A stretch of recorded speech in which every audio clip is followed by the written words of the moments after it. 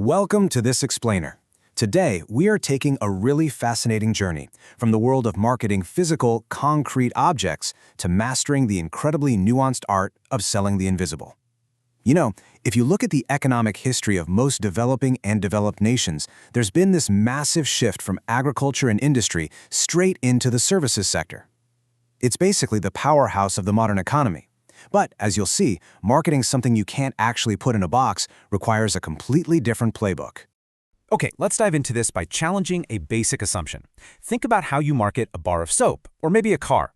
You can photograph it, you can let a customer test drive it, or just put it on a beautiful display shelf, right? But how do you market a haircut, or a consulting session, or an insurance policy? You literally can't touch them, you can't put them on a shelf, and you definitely can't test drive them in the traditional sense. This fundamental difference is exactly what makes services marketing so uniquely complex, and honestly, so exciting. So, here is our roadmap for today. We'll cover 1. Defining the invisible.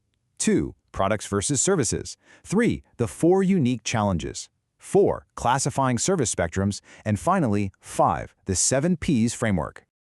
Let's jump right into Section 1, Defining the Invisible. What exactly is a service?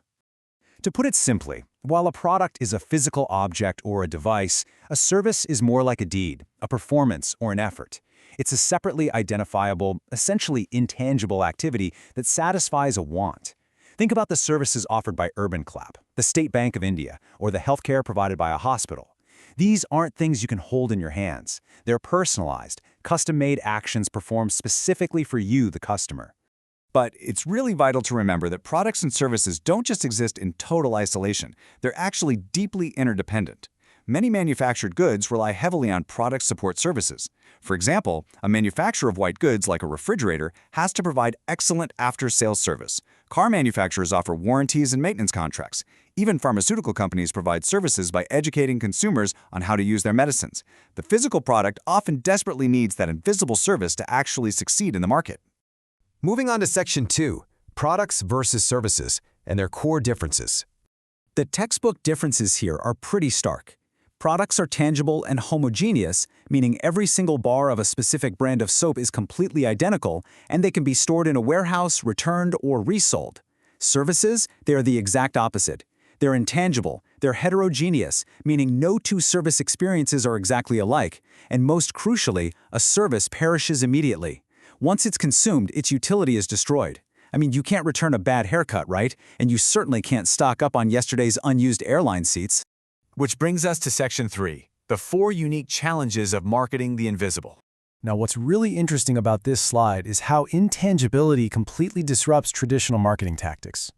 Because a service can't be inventoried, it's incredibly difficult to manage sudden fluctuations in demand. On top of that, you can't legally patent a service. So that brilliant new service concept you came up with, it can easily be copied by competitors.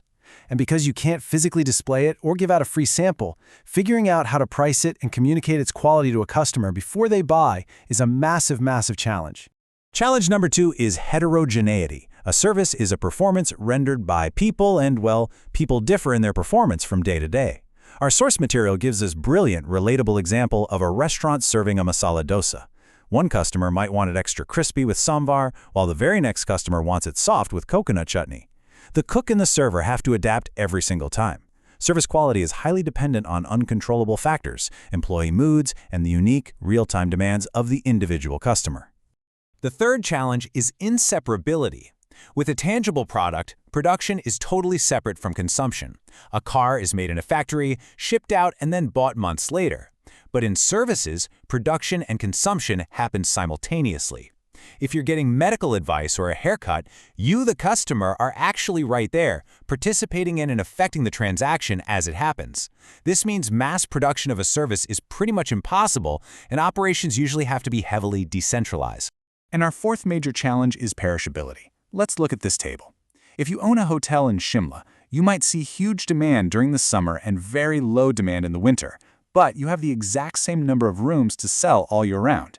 If a room goes unbooked on a random Tuesday in January, that potential revenue is gone forever. You can't put that empty room in a warehouse and save it for the summer rush.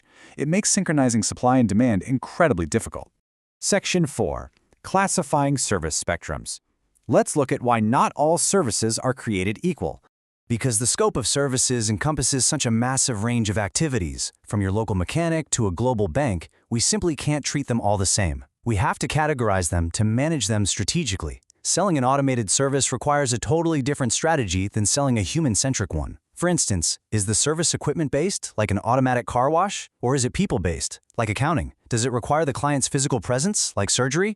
Or can it be done without them, like back-end banking? Are you catering to personal needs or complex business needs? Even nonprofits, like museums and charities, have to actively market their services to build a strong public image, completely separating their approach from profit-oriented businesses. A great way to visualize this is through Shostak's concept of the tangibility continuum. Honestly, very few things are purely a product or purely a service. Most actually cluster somewhere in between. A fast food restaurant has low intangibility. You get a very real, physical burger, but there's absolutely a service element in how it's prepared and handed to you. On the other extreme, you have pure services with high intangibility, like education, psychotherapy, or medical advice, where there are virtually no accompanying physical goods. Section 5. The 7 Ps Framework. This is the strategic solution. Traditionally, marketers relied on the classic 4 Ps: product, price, promotion, and place. But because of intangibility, heterogeneity, inseparability, and perishability, those traditional 4 Ps simply weren't cutting it for services. Marketers realized they needed a modified approach, a true services marketing mix. So they added 3 critical new elements to handle the invisible: people, process, and physical evidence. So the crucial point here is making the intangible feel tangible. Firms do this through physical evidence. Since the customer literally can't see the service before they buy it, they look around for physical clues to assess the quality. Top companies strategically design their brochures, their business cards, their report formats, and even maintain the state of their equipment to provide strong, consistent, and reassuring messages about their high quality. Ultimately, the most effective marketing strategy in this sector revolves around managing the people and standardizing the process. Because your customer is interacting directly with your staff during that simultaneous production and consumption phase, your employees' actions essentially become the service itself.